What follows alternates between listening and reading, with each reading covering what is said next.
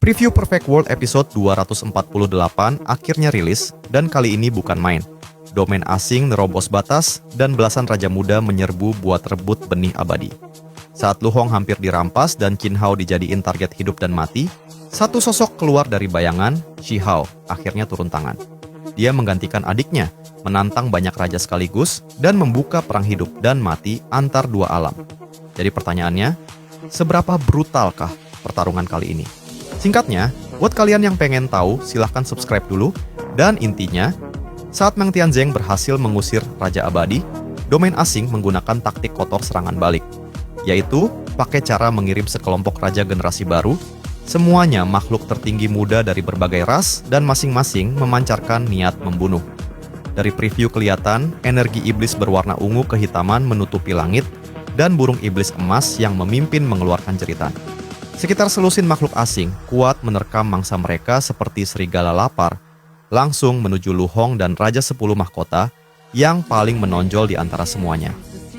Tujuan mereka adalah merebut benih abadi. Lu Hong memiliki benih kehidupan abadi yang mampu menghidupkan kembali orang mati dan menyembuhkan tulang yang patah.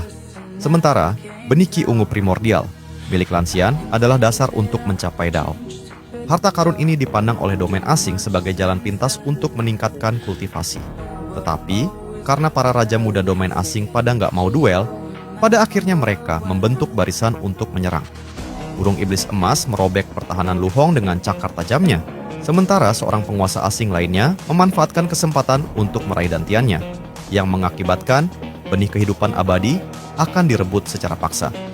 Lu Hong mengerahkan seluruh kekuatannya untuk mengaktifkan benih kehidupannya, dan cahaya hijau menyelimuti tubuhnya yang nyaris membuatnya tetap mengapung. Namun, darah di sudut mulutnya semakin banyak. Dia terampil dalam menyembuhkan tetapi tidak dalam membunuh, dan dia tidak bisa bertahan lama melawan gerombolan anjing gila ini. Menariknya, para raja muda dari domain asing awalnya bahkan tidak melirik Shi Hao sama sekali. Mereka bisa melihat siapa yang menyembunyikan benih abadi menggunakan teknik rahasia. Tetapi Shi Hao telah lama menempuh jalan menggunakan tubuh sebagai benih. Dan karena dia tidak memiliki aura benih abadi kuno, akibatnya dia langsung dianggap sebagai orang tak penting yang tidak berarti. Melihat bahwa benih abadi Lu Hong akan diambil, Shi Hao akhirnya beraksi.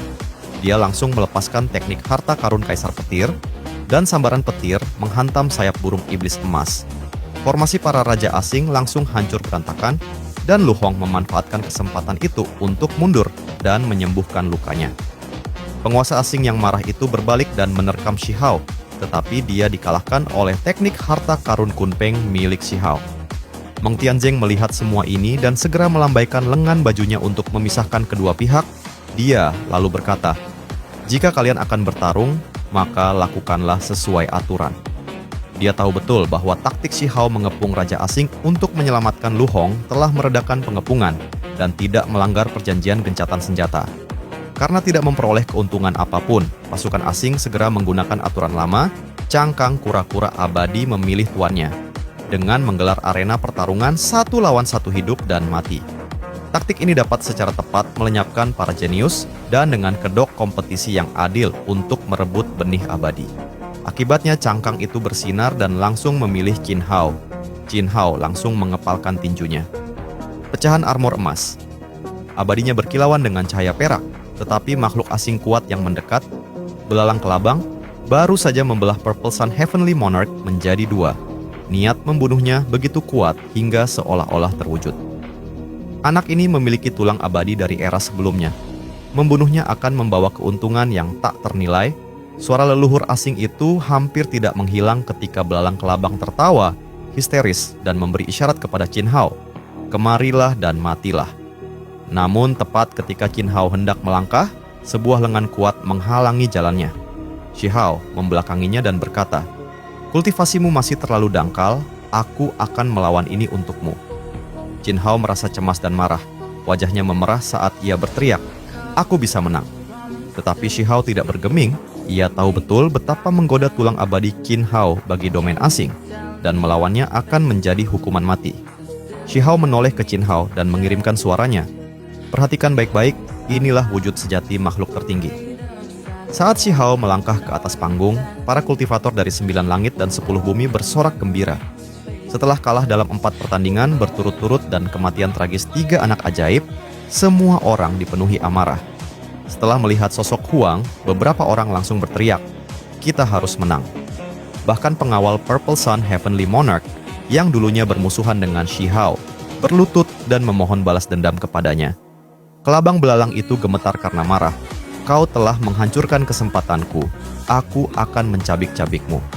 Lengan kanannya berubah menjadi pedang belalang yang berkilauan dengan cahaya dingin, menebas dengan kekuatan yang mampu merobek ruang.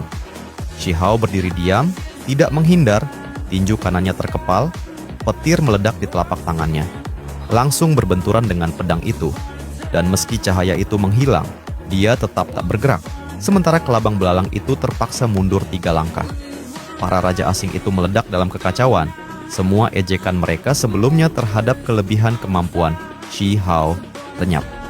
Lebih kejam lagi, Shi Hao menatap 10 makhluk tertinggi asing di belakang belalang sembah dan dengan dingin menyatakan, "Karena aku berdiri di sini, aku tidak berniat membiarkan kalian pergi hidup-hidup." Begitu dia selesai berbicara, sayap Kunpeng muncul di punggungnya, dan dalam sekejap, dia menyerbu barisan musuh. Teknik naga sejati miliknya menghantam satu orang hingga terpental.